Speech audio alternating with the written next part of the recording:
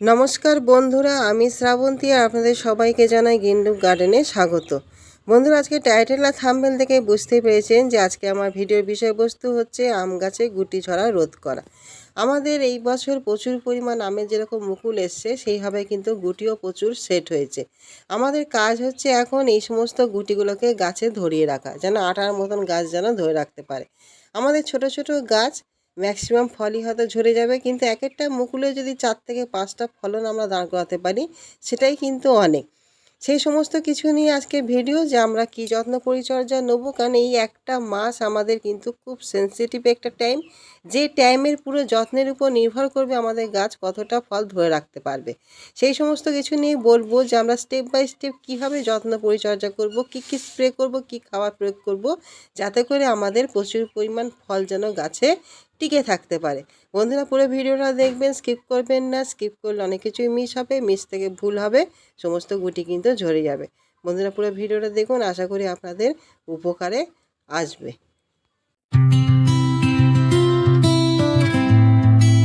বন্ধুরা, প্রথম যে কাজটি আমাদের করতে হবে সেটি হচ্ছে কি না, আমাদের এই যে হরমোন যেটা পিজিআর, সেই পিজিআর কিন্তু আমাদের প্রথমে স্প্রে করতে হবে।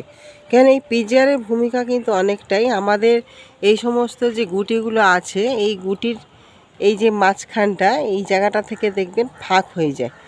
এই যে জিনিসটা, যে জোড়নটা যে খুলে যায়, এই জিনিসটাকে শক্ত মজবুত তৈরি করতে এবং আটার মতন জুড়ে রাখতে কিন্তু আমাদের পিজিআর কিন্তু খুব ভালো কাজ দেয়। যেরকম ফুল আনতে সাহায্য করে, ফুল ঝরা ফল ঝরা রোধ করতেও কিন্তু পিজিআর প্রচুর পরিমাণে সহায়তা করে। এখানে আপনারা বুস্টার 2 ব্যবহার করতে পারেন, কিংবা আরেকটা জিনিস আছে সেটাও ভালো কাজ দেয়, সেটা হচ্ছে প্ল্যানোফিক্স।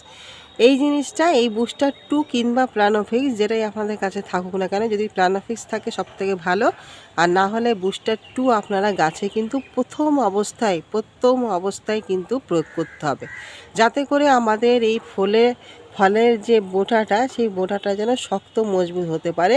কেন এই জায়গাটাই কিন্তু আমাদের মারাত্মক ক্ষতি করে, যে কারণে আমাদের ফলগুলো কিন্তু আমাদের ঝরে যেতে দেখা দেয়। এই বুস্টার 2 বা প্ল্যানোফিক্স যদি আপনারা ব্যবহার করলে দেখবেন একটা ভালো সুফল পাবেন। বুস্টার 2 ব্যবহার করলে 1 লিটার জলে 1 ফোঁটা, আর প্ল্যানোফিক্স হচ্ছে 1 লিটার জলে 5 ফোঁটা দিয়ে সমস্ত গাছে কিন্তু প্রয়োগ করতে হবে। আর এটা আপনারা কিন্তু সকালবেলা রোদ্দুরের সময় করবেন না, পরন্ত বিকালে যখন মানে হালকা ঠান্ডা ভাব যখন আসবে 5টার পরে, সেরকম সময় কিন্তু আপনারা গাছে স্প্রে করবেন। এটা কিন্তু আমাদের প্রথম অবস্থায় কিন্তু স্প্রে করতে হবে। দ্বিতীয় কাজ হচ্ছে কি না, আমাদের এই সময় দেখবেন ছত্রাকের আক্রমণ কিন্তু বেশি ঘটে। কেন আমাদের রাত্রেবেলা দেখবেন একটা ঠান্ডা কুয়াশা পড়ে, আর দিনের বেলা কিন্তু অতিরিক্ত গরম। দেখতে পাচ্ছেন যে উপরে আমি কিন্তু গ্রিন নেট টাঙিয়ে দিচ্ছি। রোদের প্রখরতা এতটাই যে আমের গুটি, লেবুর গুটি কিন্তু ম্যাক্সিমাম প্রায় ঝরে যাচ্ছে। সেই জন্য কিন্তু আমাদের এইভাবে কিন্তু গ্রিন নেটের ব্যবস্থা এখন থেকে করতে হয়েছে। আর এই সময় এই যে তাপমাত্রার যে হেরফের হয়, এই সময়টা কিন্তু আমাদের ফাঙ্গাসের আক্রমণ প্রচুর মাত্রায় ঘটে। সেই জন্য আমাদের কিন্তু ফাঙ্গিসাইড অতি অবশ্যই কিন্তু ব্যবহার করতে হবে। এখানে পাউডারে মিলিডিউ আছে, যেটা কিন্তু খুব মারাত্মক ক্ষতি করে। তাছাড়া অনেক রকম ফাঙ্গাস আছে এখানে, যেটা আপনাদের দেখবেন যে মুকুলে ধরে। আমার এখানে মুকুলে কোনো রকম ফাঙ্গাস ধরেনি বলে আমি দেখাতে পারছি না। এখানে নানা রকম ফাঙ্গাসের আক্রমণের ফলে কি হয়, আমাদের এই সমস্ত ফলগুলো এবং ফুলগুলো কিন্তু ঝরে যায়। সেই জন্য আপনারা একটা ফাঙ্গিসাইড এখানে সবথেকে ভালো কাজ করবে, সেটা হচ্ছে স্প্রিন্ট, অ্যামিস্টার টপ, এই সমস্ত ফাঙ্গিসাইড আপনারা ব্যবহার করবেন। এখানে আপনারা যে ফাঙ্গিসাইডটা দিলেন, ধরুন আপনারা যদি স্প্রিন্ট দিয়ে থাকলেন, তাহলে তার 10 দিন পরে আপনারা অ্যামিস্টার টপ দেবেন, মানে ঘুরিয়ে ঘুরিয়ে আপনারা কিন্তু ব্যবহার করবেন। এখানে অবশ্যই কিন্তু প্রথমে আমাদের কিন্তু যেরকম পিজিআরটা দিতে হবে, সেকেন্ড দিতে হবে কিন্তু আমাদের 2 দিন পরে একটা ভালো ছত্রাকনাশক, যাতে করে আমাদের ছত্রাকের সমস্যা গাছে যেন না হয় এবং এই সমস্ত গুটিগুলো যেন ঝরে না পড়ে। তারপরে আসছে আমাদের, সেটা হচ্ছে কি না, আমাদের একটা কীটনাশক প্রয়োগ করতে হবে, কারণ আমাদের এই সময় এই সমস্ত গাছে কিন্তু প্রচুর পরিমাণ কীটপতঙ্গের আক্রমণ ঘটে।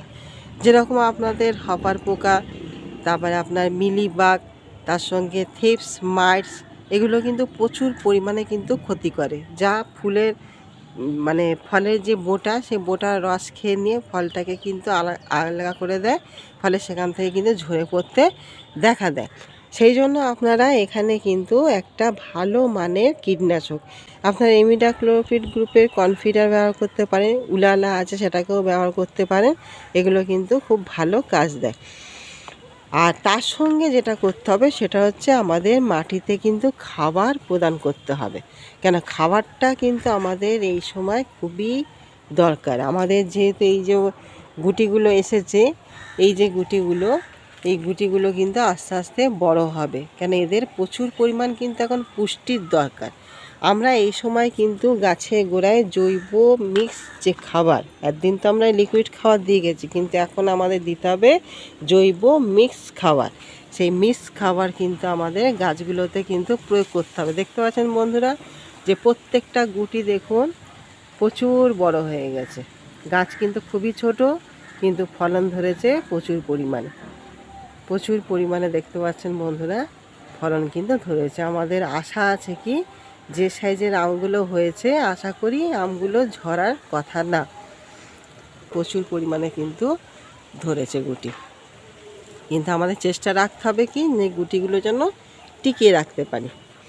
এখানে জৈব সার আমি দিয়ে ফেলেছি, এখানে বন্ধুরা দেখতে পাচ্ছেন, এখানে কিন্তু জৈব খাবার আমার দেওয়া হয়ে গেছে। জৈব খাবার বলতে আপনারা তো সকলেই মোটামুটি জানেন যে এখানে হাড় গুঁড়ো, শিমকুচি, লেদার মিল, জিয়ার দানা, সর্ষের খোলে গুঁড়ো, বাদাম খোলের গুঁড়ো, মোটামুটি আমরা সব রকম উপাদান মিশিয়ে যে মিক্স জৈব খাবারটা তৈরি করি, সেই জৈব খাবার, এই জৈব খাবারটা আমাদের গাছে কিন্তু এই সময় দিয়ে দিতে হবে। তার সঙ্গে আমাদের যেটা করতে হবে সেটা স্প্রে করেও কিছু খাবার কিন্তু আমাদের গাছে দেবে। যেহেতু জৈব খাবার একটু টাইম নেবে, সেই জন্য আমরা স্প্রে আকারেও কিন্তু গাছে খাবারটা দেবো। এখানে বন্ধুরা যেটা দেখতে পাচ্ছেন সেটা হচ্ছে অ্যাগ্রোমিন গোল্ড, মানে আমাদের একটা মাইক্রো নিউট্রিয়েন্ট। এই মাইক্রো নিউট্রিয়েন্টের মধ্যে আমাদের সব রকম উপাদান থাকে, যেমন zinc, boron, copper, sulphur, magnesium, সমস্ত কিছু উপাদান আছে। আমরা 1 লিটার জল, সেই 1 লিটার জলে 0.050 তার সঙ্গে যে কোনো একটা মাইক্রো নিউট্রিয়েন্ট, এখানে অ্যাগ্রোমিন গোল্ড, মোবিন, এই দুটো কিন্তু খুব ভালো কাজ করে। এইটা নেবেন 1.5 ml, আর তার সঙ্গে আমাদের এক্সট্রা বোরন আর হচ্ছে জিঙ্কটা আমরা আলাদা করে দেবো, এর সঙ্গে মিশাবো না। এটা কিন্তু আমরা গাছে 10 দিন অন্তর অন্তর কিন্তু প্রয়োগ করে যাব, যতক্ষণ না আমাদের আমগুলো এইভাবে বড় হয়ে যাচ্ছে। এই যে দেখতে পাচ্ছেন বন্ধুরা, এই আমটা দেখুন অনেকটাই বড় হয়ে গেছে, কিন্তু আমাদের কিন্তু অনেকটা বড় করে নিতে হবে। এই সমস্ত খাবার দিয়ে অনেকটাই কিন্তু বড় করে নিতে হবে, যেরকম যেন ঝরে না পড়ে। আমাদের 10 দিন ছাড়া ছাড়া এই লিকুইড খাবারটা কিন্তু গাছে স্প্রে করতে হবে। দরকার পড়লে আমরা গাছে মাটিতেও দিতে পারি, কিন্তু মাটিতে দেওয়ার দরকার নেই, স্প্রে করলেই যথেষ্ট। মাটিতে আমাদের খাবার দিয়েছি, সেটাতেই হবে। বন্ধুরা, এই যে কটা পরিচর্যা আমরা যদি নিয়ম মাফিক যদি চালিয়ে যেতে পারি, তাহলে কিন্তু আমরা এইভাবে কিন্তু প্রচুর ফলন পাবো। বন্ধুরা দেখতে পাচ্ছেন আমার কিন্তু টব খুবই ছোট, এটা হচ্ছে 10 ইঞ্চির টব। এটা আপনার 20 লিটার, মানে 20 লিটারেরও একটু কম একটা গামলি আছে, মানে বালতি। এটাও আপনাদের 10 ইঞ্চির টব। ওটা একটা ফলের ক্যারেটে, তাও দেখতে পাচ্ছেন যে অর্ধেক কিন্তু মাটি নেই, কিন্তু প্রচুর পরিমাণ ফল ধরেছে। আমাদের এই ছোট ছোট গাছে কিন্তু আমাদের ম্যাক্সিমাম ফল কিন্তু ধরাতে হবে। আমরা যদি সঠিক যত্ন নিই, তাহলে ম্যাক্সিমাম ফল কিন্তু আমরা দাঁড় করাতে পারবো। তাহলে বন্ধুরা, আজকের মতন আসি। ভিডিওটি যদি ভালো লাগে, আপনাদের উপকারে আসে, এটা লাইক, কমেন্ট, শেয়ার করবেন। নতুন বন্ধু থাকলে অবশ্যই এটা সাবস্ক্রাইব করে আমার চ্যানেলের পাশে থাকবেন। তাহলে আগামী দিন নতুন কোনো কিছু নিয়ে আসছি আপনাদের জন্য। নমস্কার।